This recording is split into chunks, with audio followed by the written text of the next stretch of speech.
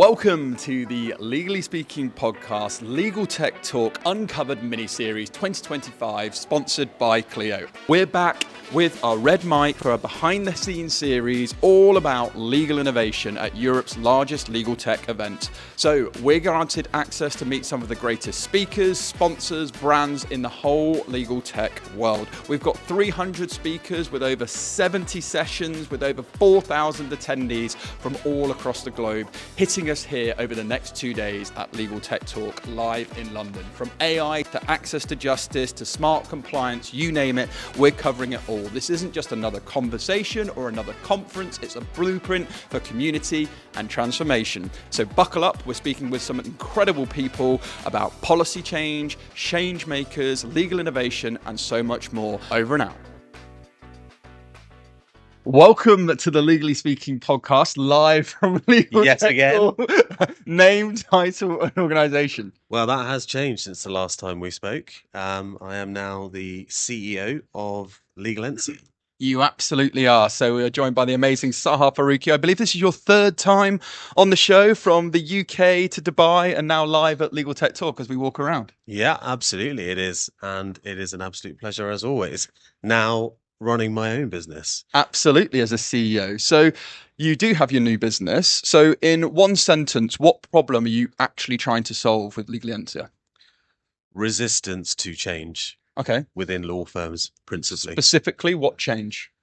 Change when it comes to culture, change when it comes to tech integration, when it comes to growth, all of the things that law firms and professional services face, but struggle to implement when it comes to the crunch point for various reasons, whether that's to do with other priorities or it's to do with elements of management.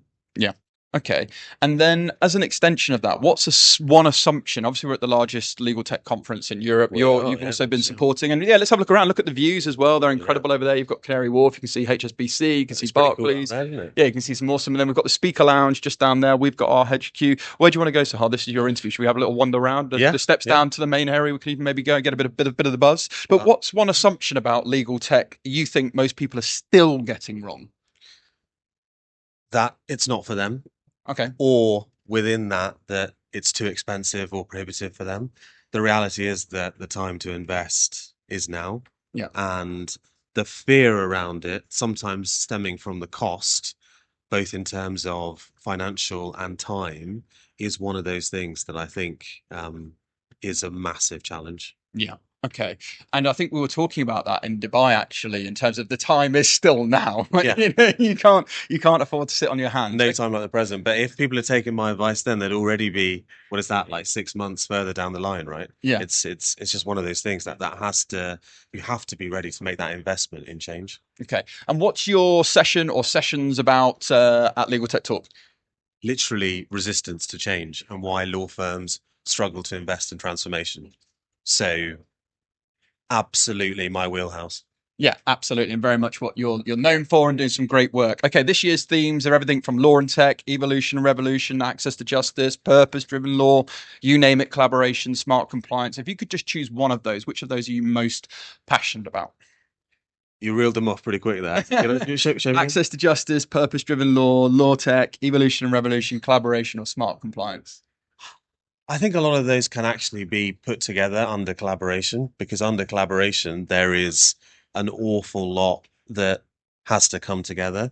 Yeah. Access to justice, for example, which is obviously pivotal to anyone who's ever practiced law anywhere in the world. It's the raison d'etre of the whole thing, right? Yep.